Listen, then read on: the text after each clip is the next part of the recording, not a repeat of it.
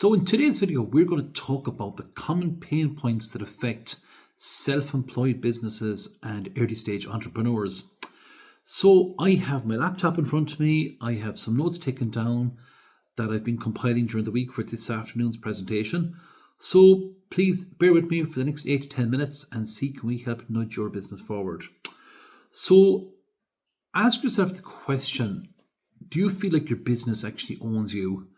I'm sure when you started in your business that you wanted to be your own boss, you wanted the financial freedom, you wanted the time to be with friends and loved ones, and really wanted to be able to make your own decisions. And all of a sudden, your business now owns you, and you don't own your business.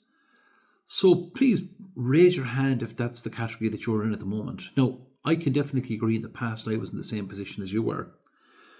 But it's not easy. But look, for the next few minutes, I'm going to try and identify 4 different pain points that are quite common for a lot of small businesses and early stage entrepreneurs. Hopefully one of them will be something that you can align with and that you can identify with, and hopefully we can try and sort that problem out for you. So look, let's start getting into it now for the next few moments. So the first pain point is the feast or famine cash flow.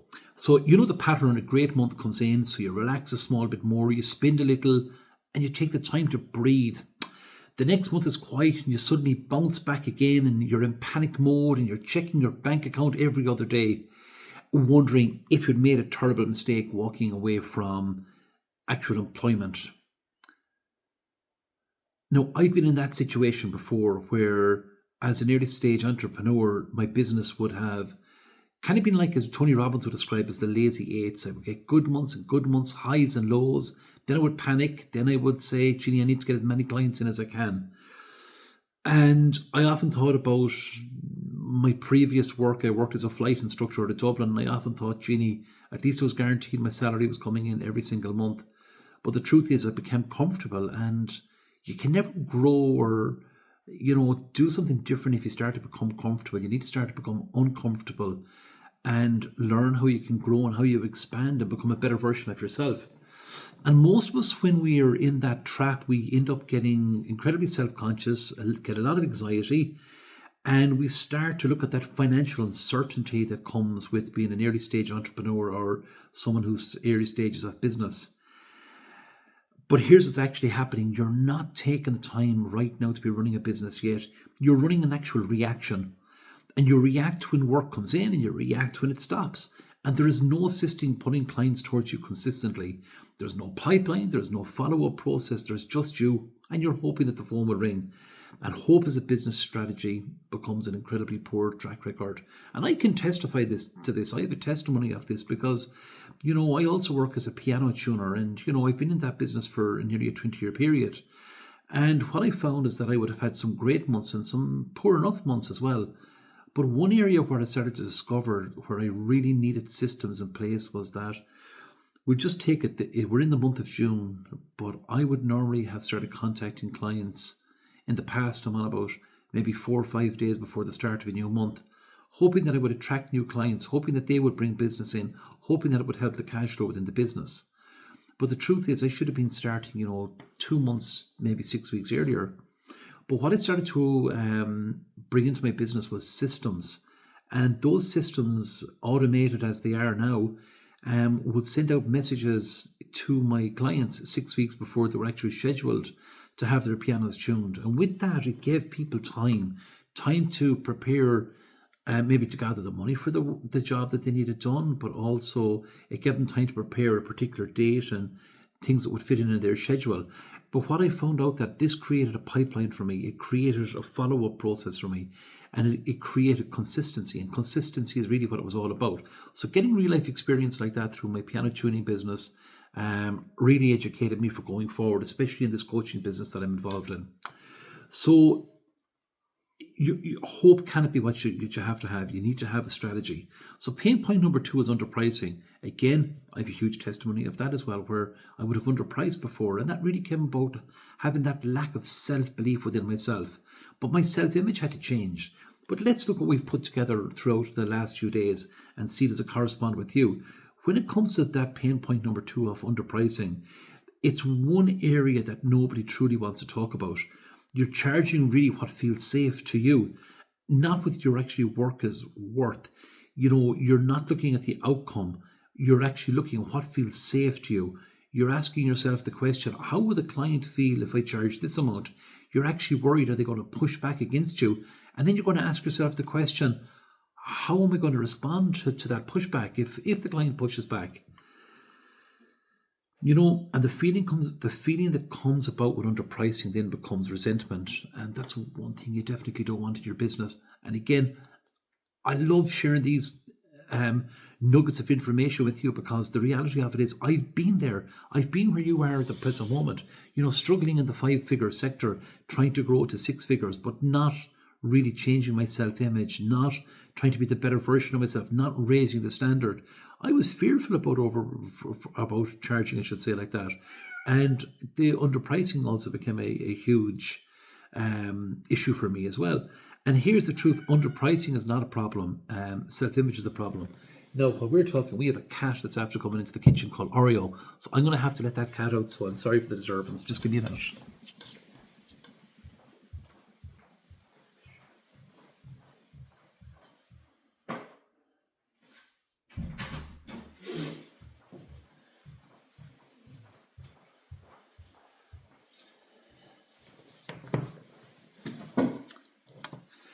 Typical, isn't it? When you start to do a YouTube video, your cat or your dog starts to create a disturbance.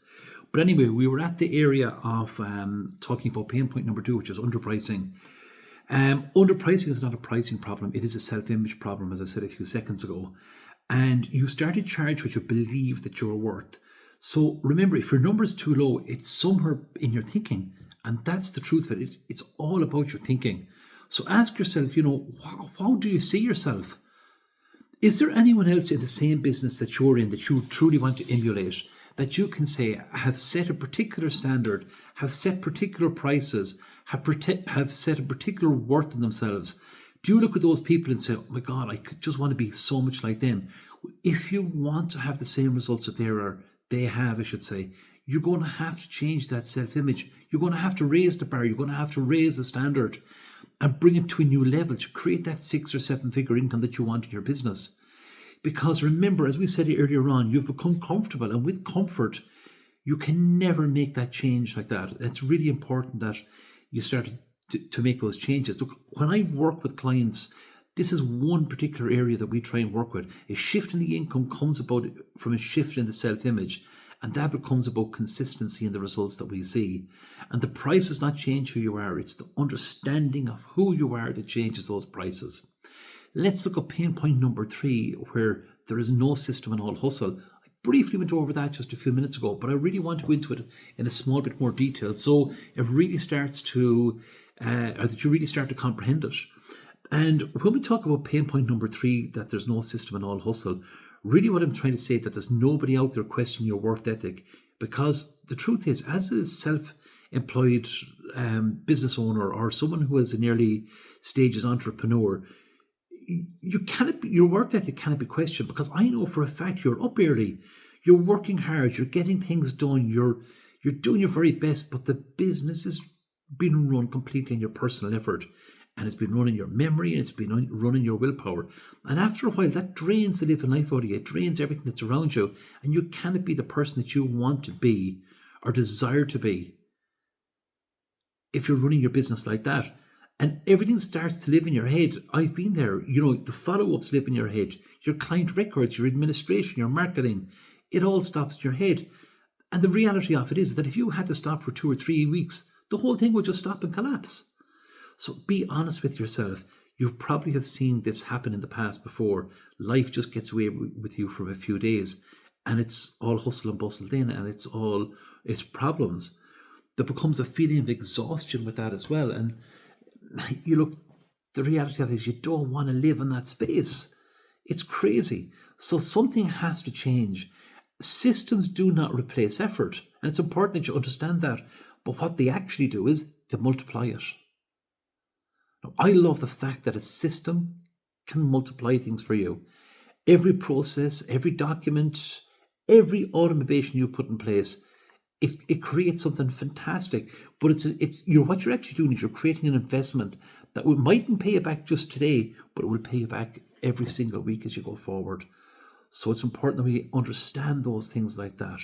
So and look at that. I love the last line in this slide that I have here. The businesses at scale are not run by people who work harder than you. They are run by people who have built something that works when they are not in the room. That is the shift from self-employed hustle to a business with infrastructure, and it all starts with one system at a time. And pain point number 4, which I'd love to discuss with you, is the isolation and the decision fatigue. Like, this is the one that people truly want to talk about least, because it's the one that actually probably affects them more. So when you were employed, there's a team, when you were employed by a business, there's normally a team, there's normally a manager, there's colleagues, there's structure. You make the decisions, but you make them within a framework which usually involves other people. It's a collective decision together. But when you go out on your own, that actually disappears overnight. And being self-employed or an early stage entrepreneur at times can be incredibly frightening, incredibly humbling, and yet incredibly isolating in certain areas. Remember, when you're in that position, every call is yours. The pricing, the strategy, the client issues, the finances, the marketing, the operations, the follow-ups, everything. The decisions themselves never stop, and nobody's there. You have nobody there to bounce off you. Nobody who truly understands the weight of it, unless they've become self-employed or early stage entrepreneur. It's as I said to you, it can be an incredibly lonely station. Look, I just want to share these few lines with you as well in this, that the decision-making process is real, but also the fatigue that can come with that as well is also very real.